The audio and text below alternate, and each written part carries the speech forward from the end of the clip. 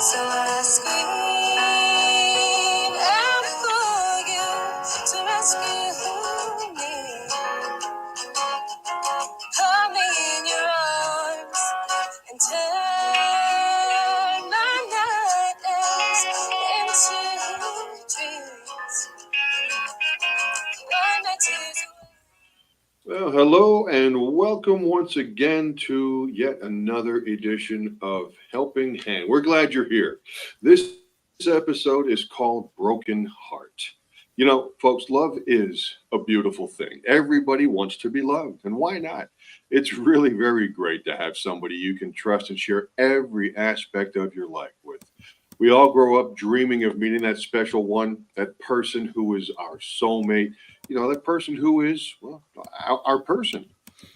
Love is really a bond that people feel toward one another, and it involves understanding another person's values, their beliefs, and life goals. This feeling makes you feel like you're with someone who always is going to have your back and trust you. You accept each other's good and bad ways and work together toward common dreams. Lucy Alvarez, she was a gal who just graduated college. She's got a bright and exciting future. Now, college was difficult, but Lucy kept good grades and she's now looking to shine as she has job interviews. Like every college grad, she wants to get a well paying job that's right in her field so she, once again, can shine. Her family and her friends are all proud of her. She always laughs, she's always upbeat and positive, has a big smile on her face. But just like you cannot judge a book by its cover, no one saw that she was lonely. No one saw the loneliness. The truth is that Lucy wanted someone to love and share her life with. And again, like all of us, she was hoping to meet that soulmate. She was hoping to meet her person. So, in a job interview, well, that's when life happened. Another man waiting to be interviewed for the same job that she was going after, evidently. He was in the room. He smiled at her. Just a simple, beautiful, caring, genuine, sincere, loving smile. And sometimes that's all it takes to start the passion in somebody's heart. That's when Carl Lawrence, her college friend, called her up. Hey, Lucy, after your interview, why don't we go out and get some dinner? I heard there's this new Latin restaurant called Havana Central, and they just opened. I heard the restaurant, it's got Cuban food, good cocktails, some live music. They say it has all the restaurant decor, and it's like walking into Havana City. Carl, is that all you live for is food? We're now college graduates. Are you applying for jobs? We both promised each other that we would make a difference in this world. I've been applying all day, so stop being so serious. Life is too short. We'll have our whole lives to work, but tonight, let there be some rice, some beans, plantains, and some roasted pork. All right, you got me. I am starving. I'll see you tonight at 7. And real quick, I did something crazy. I'll tell you more about it tonight, but this man smiled at me. We were both waiting to be called in for this job interview, and when he got up to walk to the receptionist's desk, I stopped him and asked for his business card. I got his phone number and email. Can you believe it? I'm so happy I took that class and learned to be more aggressive and assertive. Well, it looks like Lucy Alvarez stepped out and tried to make a connection with that fella she saw waiting to be called in for the interview. Think of how many times you've seen someone and just wanted to say hello, hi, and you didn't. I remember my younger years going to clubs, hoping to meet that pretty girl, but I was really shy. I was like the world's oldest 14-year-old, and I'd turn away whenever a girlie would smile at me or look at me or something. It's hard to meet somebody. Today now, you've got dating sites, and supposedly nearly 70% of the people who met someone on a dating app said it led to a romantic relationship. Okay, well, we didn't have those back then. I can't tell you how many girls I went up to in those clubs and those bars and events and parties who told me to go away. All right, your loss. So for the longest time, I kind of thought I was going to be alone for a long, long time. But if you believe, sometimes Cupid's arrow just happens to hit the right way at the right time with the right person. I finally met a girl one night, and she went on a date with me. Yep. Now it's 35 years later, and we are still in love. Deal with that. So, anyway, back to Lucy's story. While she was driving to the Cuban restaurant, her cell phone rang. Edmundo Perez, the fellow she was in the lobby with who smiled at her, it was him. He was calling her. She answers the phone. Hello, who is this? Hi, Lucy. It's me, Armando. I'm the man that gave you his business card. Hi, you called me. How'd you get my number? I mean, I'm happy you called. What's up?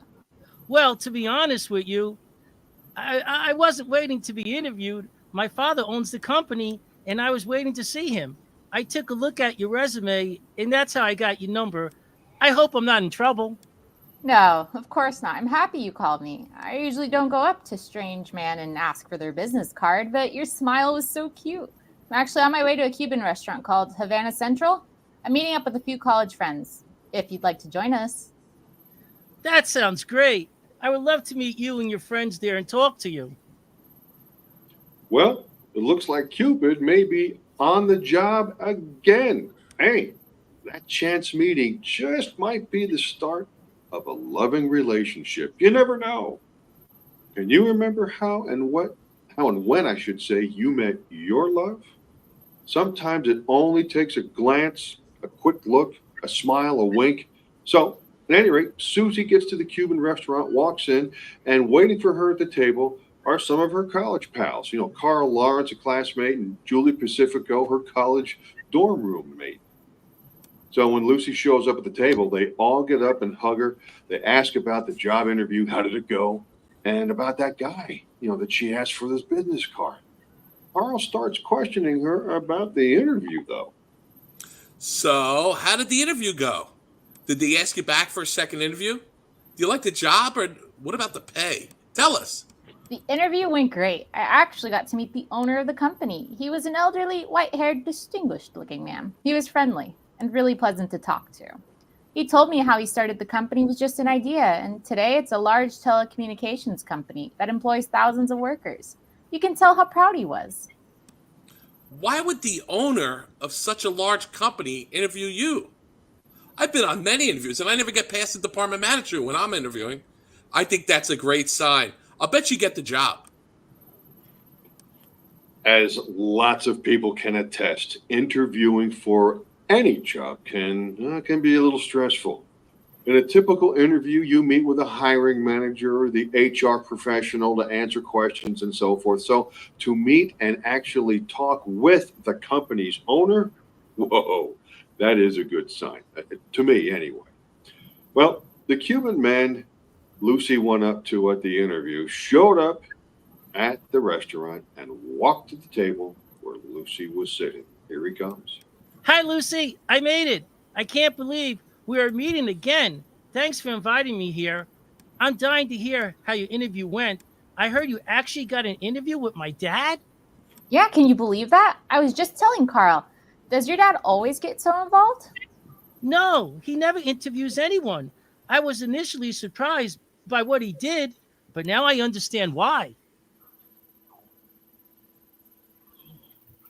Hi, Edmundo. I'm Julie, Lucy's college dorm mate for 4 years, and I'm her best friend. Even though she didn't introduce you to me, here I am. Hi, Julie. So happy to meet you. So you are all college friends? Yes, we all met at freshman year, and we've been good friends ever since. And if the dorms had allowed it, Carl would have moved right in.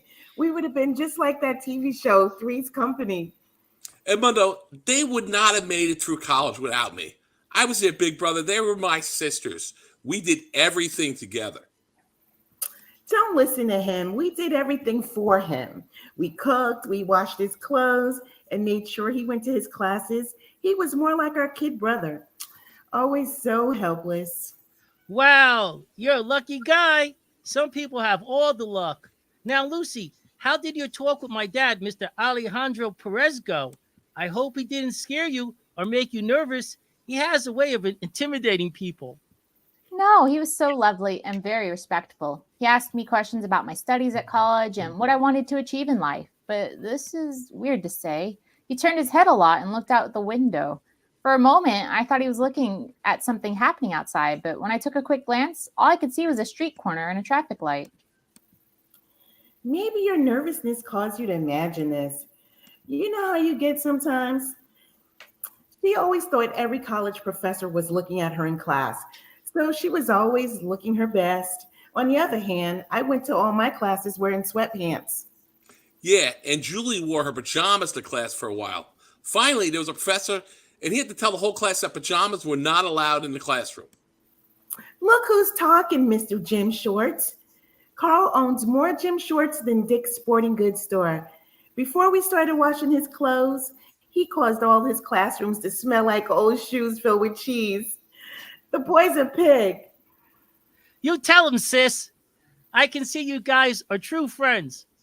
So, Lucy, did my dad tell you how he came from Cuba? Just wearing his pants and shirt with no money or food? He loves reliving those days. He did. He told me how he and his wife gave up their family and friends to come to America. He said how they both had to sacrifice everything. And with hard work, they built the company into what it is today. I could tell he was a proud man and loved his wife deeply. You're blessed, Edmundo, for having such a loving family. I am blessed, but I need to tell you something. When I saw you sitting in our reception area waiting to be called in for an interview, I took your picture and I sent it to my dad. That's why my dad interviewed you. You took a picture? What do you mean you sent it to your dad? Well, I think this will explain it.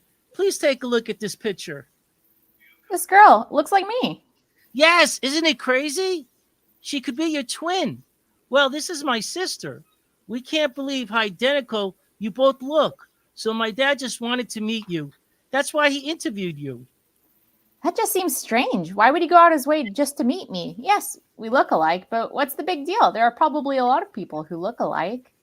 I agree, but my dad always wanted my sister to work in the company. So when she graduated college and was coming to work on her first day, she didn't make it. As she was crossing the street in front of our office building, she got hit by a car. They said the driver was texting when he ran a red light and didn't see her. She didn't survive the accident.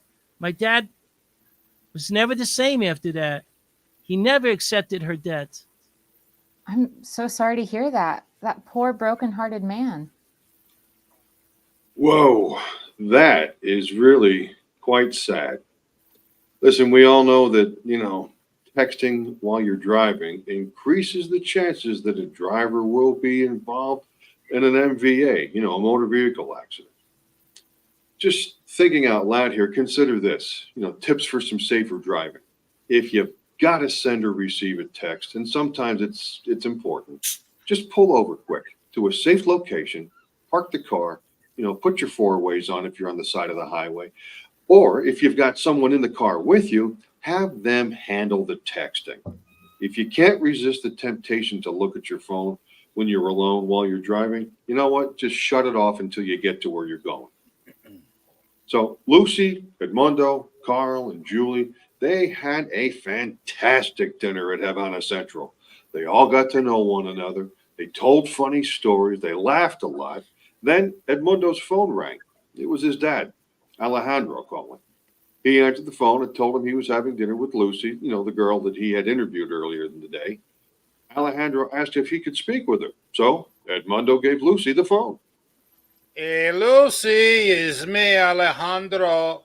I hope you're having a wonderful dinner. I told my sons the dinner bill was on me, so you should order dessert. That's so kind of you. We appreciate it. I enjoyed talking to you today. You should be very proud of yourself. I hope I didn't scare you or make you nervous. My son says I intimidate people. No, you were a terrific interviewer. I felt you really listened to me. Well, Lucy, I never interviewed anyone before. It was very refreshing to hear from a young, educated mind like yourself. You have the whole world in front of you, and you could make a difference, and you could make this world a better place. Thank you for seeing me today and for all your kind words. Lucy, before you give the phone back to my son, I would like you to come back to my business And please, to meet with the people in HR, they're the professionals. They should have interviewed you to begin with. I'm sure you will do very well. My son finally he convinced me to start hiring young professionals.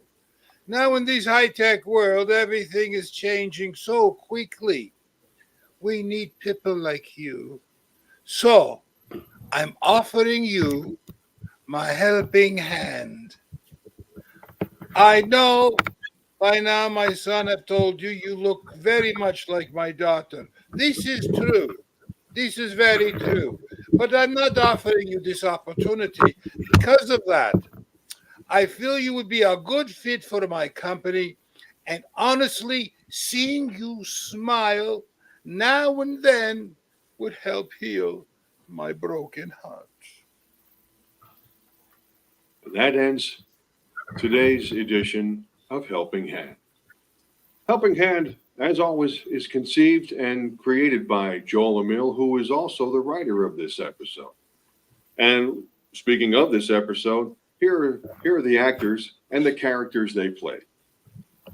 Joel Emil, he played Edmundo Perez. Paul Lublanetsky, Lubo, he played Carl Lawrence. Audrey Larson was Lucy Alvarez. Ruby Sandy played the part of Julie Pacifico. And Steve Tobis was Alejandro Perez. We want to thank our standbys, too, for being in the wings just in case. Ryan Evans and Shiny Lee Purcell. Also, as always, we want to give a big thanks and a thumbs up to our pal Gino DiPiero of HamiltonRadio.net. Gino is our producer and recording engineer. And as for me, I'm your host and narrator, John Thielon. I want to thank you for tuning in, and we'll catch you next time on Helping Hand. And as always, please do all you can to keep the faith. Don't give up. Don't ever give up, because your opportunity just may be closer than you think. So long.